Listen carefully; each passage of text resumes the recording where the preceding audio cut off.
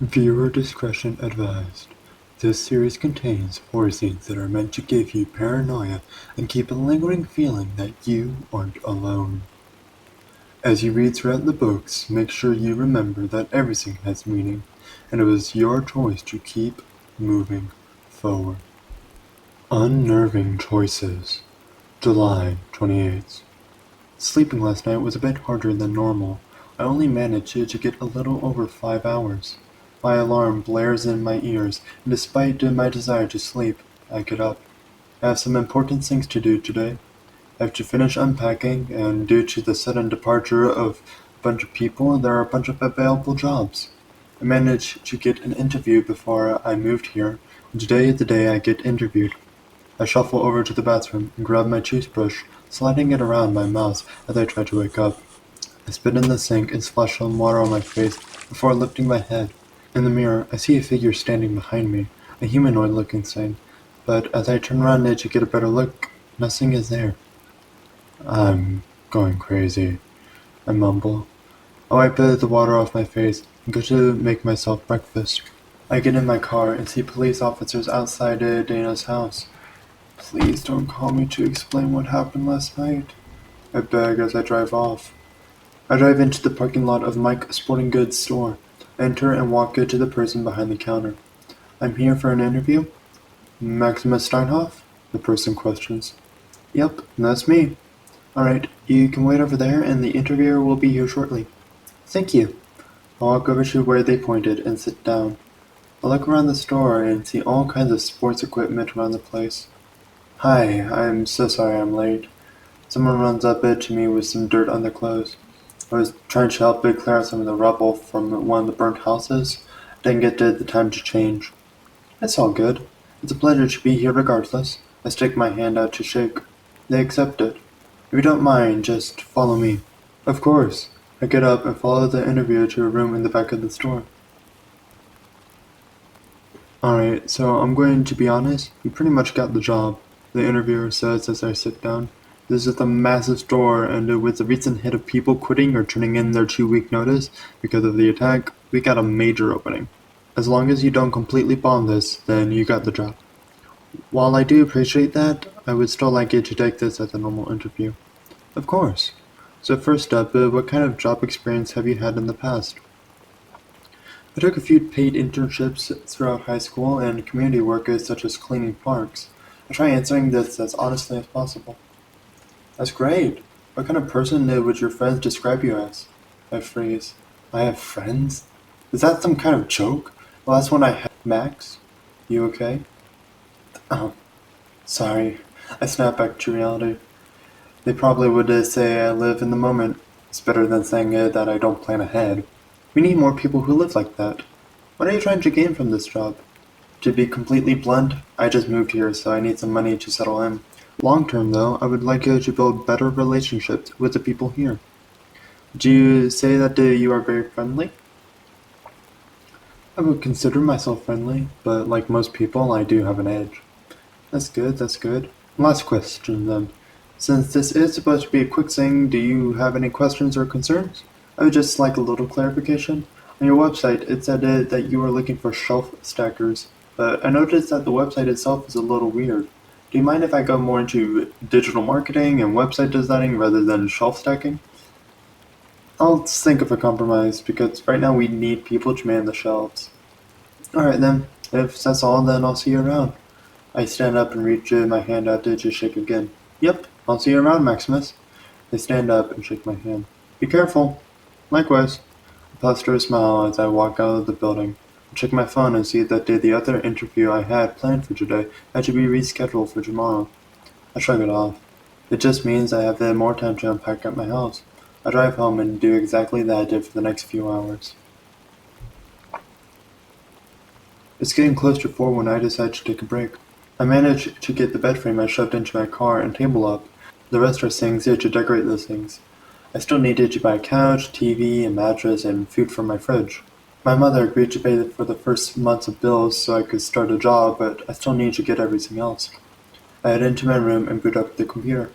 I got it started on the downloads about a few hours ago, so all the games I wanted have finished. boot up a Mass Defect, and resume the mission I left off on. Put on my headphones and I get confused by the weird sounds coming from them. It's like a silent chanting. Maybe if I unplug it and replug it, it'll be fixed? I reach under the desk and feel around it for the cord to unplug my headphones.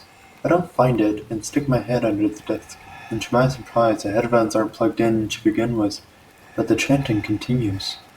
I rip the headphones off and jump back. I am confused about how I heard something in my headphones, then I realize the chanting is still going. I turn around and see a shadowy creature looming over me with white, glowing eyes. Are you the one that killed my neighbor? I ask it, seeing it could understand me, let alone respond. It doesn't move, just looks at me. I think the chanting is coming from him, but its mouth isn't moving. My stomach growls, demanding food. Maybe I'm just hungry, I convince myself. I reach for my phone and open up the Pizza Tent app. I get a small pizza, and with the uncertainty of what this thing wants, I get it delivered. I wait for a few minutes, and the doorbell rings. For the first time, the creature moves, covering its ears and hunching over as its body deforms, as if magnets were pulling against it. Weird, I say as I walk over to the door. I open it and see the pizza man. Maximus? The person asks. Yep, thank you. I pull out some money and hand it to the person. Thank you. I hope both of you enjoy it. The person says as he gives me the pizza. He takes the pizza and shuts the door. As I turn around, I see the creature looming around the corner, kind of looking like a human man. He seems familiar, like I know him from somewhere, but I'm not sure where. Well, I'm not crazy, that's for sure.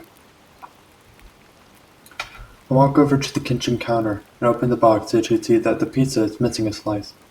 Come on, man. This is why I don't like delivery. I slam the box shut and look up to go get my phone, but the man is holding the missing slice and eating it. How did you get that? I ask. I didn't see it reach into my box. What even are you? The man doesn't respond and eats the pizza silently.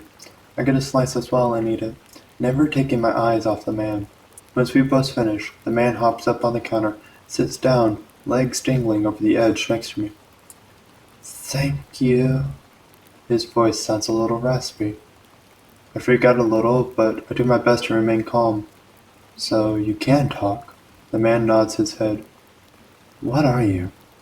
I do not have a name. Well, based on what I've heard about you, you're like a skinwalker.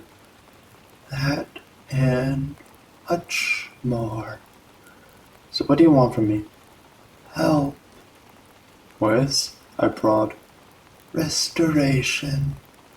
I'm confused about what it means by this. Do they want a permanent body or something? Restoration and what? Humanity. Okay, I have no clue what it's talking about now. What do you mean by that? And more importantly, how or why do you want me to help?